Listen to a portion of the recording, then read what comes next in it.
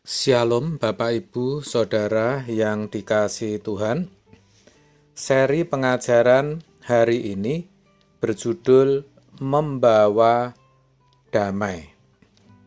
Saudara, sudah merupakan hal biasa jika kita mendengar seseorang berkata dengan tegas, "Aku memang sabar."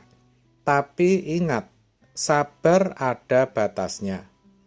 Hidup di dunia yang sudah rusak ini membuat kita merasa berhak memiliki takaran kesabaran menurut diri kita masing-masing. Tatkala banyak hal-hal terjadi dalam hidup yang seakan-akan menguras kesabaran kita, tidak sabar untuk ini atau itu, tidak sabar menahan perilaku orang yang begini atau begitu, dan banyak hal lain yang menurut kita wajar apabila kita tidak memiliki kesabaran terhadapnya. Saudara, sebagai orang yang percaya kepada Tuhan Yesus, kita harus belajar dan meneladani Tuhan dalam kehidupan kita sehari-hari. Ingat, meneladani semuanya, bukan sebagian yang kita rasa penting dan tidak mempengaruhi atau mengganggu apa yang kita suka. Bukan begitu, saudara. Pernahkah kita merenungkan seberapa sering kita menyakiti Tuhan? Seberapa sering kita membuatnya marah? Saudara, kalau kita mau jujur, sejatinya kita sering berlaku tidak berkenan di hadapan Allah, bahkan membuat Allah jengkel. Bukankah kita juga akan menyerah jika menghadapi orang seperti diri kita ini? Coba renungkan, saudara.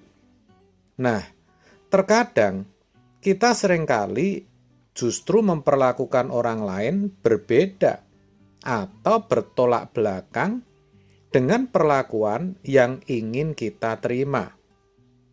Padahal, jika kita mengasihi Tuhan, maka kita akan mengasihi orang di sekitar kita.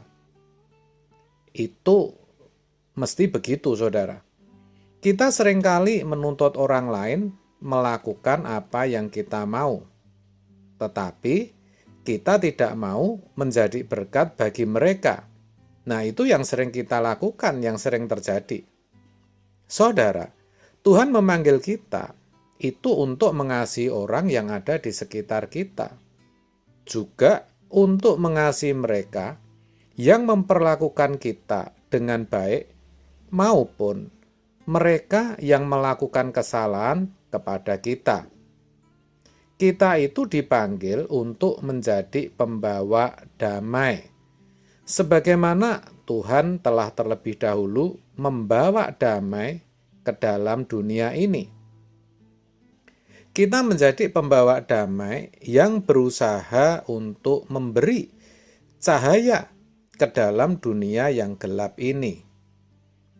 Salah satu tanda kita mengasihi Tuhan adalah kita hidup di dalam damai sejahtera. Tidak hanya damai sendirian, tetapi hidup dalam damai bersama orang di sekitar kita. Kelemah lembutan hati kita tidak dibuktikan saat kita merasa senang. Kelemah lembutan kita baru teruji saat kita mengalami suatu hal yang menyakitkan. Begitu. Mudah untuk mengasihi orang yang baik, tetapi sulit untuk mengasihi orang yang melukai kita. Sebab itu, saudara, kita harus belajar, bahkan berusaha untuk mengasihi orang yang berbuat salah, mengasihi orang yang membenci kita, yang mengecewakan kita, yang berbuat jahat kepada kita, yang merusak nama baik kita, dan sebagainya. Ya, saudara, Bukankah dikatakan, dan ampunilah kami akan kesalahan kami, seperti kami juga mengampuni orang yang bersalah kepada kami. Matius 6 ayat 12. Itu artinya kita harus mengampuni, bukan? Tetapi itu pun belumlah cukup, belumlah sempurna. Kita juga harus berdoa buat mereka. Seperti dituliskan dalam Matius 5 ayat 44. Tetapi aku berkata kepadamu, kasihilah musuhmu dan berdoalah bagi mereka yang menganiaya kamu. Wow, sangat tidak mudah tentu, saudara. Apalagi yang namanya mengampuni. Tapi itulah yang akan menjadikan kita sebagai pribadi yang membawa damai. Bukankah memang harus begitu? Dan kita harus bisa, saudara. Harus bisa. Yang kedua, kita harus membantu orang yang membutuhkan bantuan. Siapapun yang membutuhkan bantuan, harus kita bantu. Tanpa harus membeda-bedakan. Apakah itu seiman atau tidak? Orang yang pernah menyakiti kita atau bukan? Orang yang dapat membalas kebaikan kita atau bukan? Pokoknya, asal orang itu membutuhkan, kita harus berusaha untuk membantu.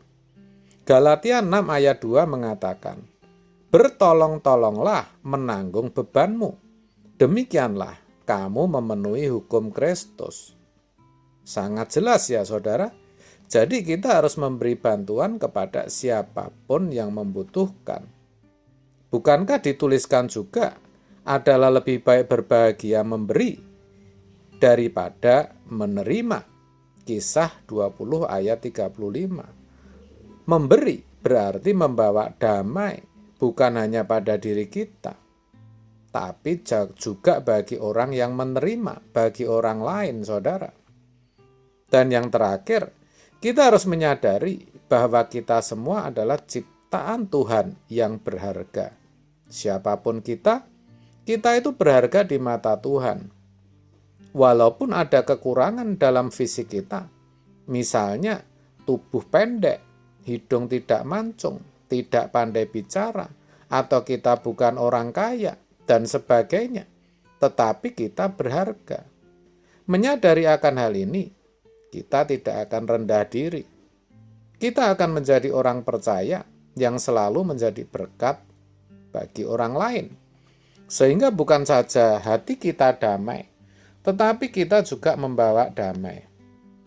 Mari saudara, kita sama-sama berjuang agar di dalam hidup kita sebagai orang Kristen, dimanapun Tuhan tempatkan kita boleh membawa damai. Amin. Tuhan Yesus memberkati.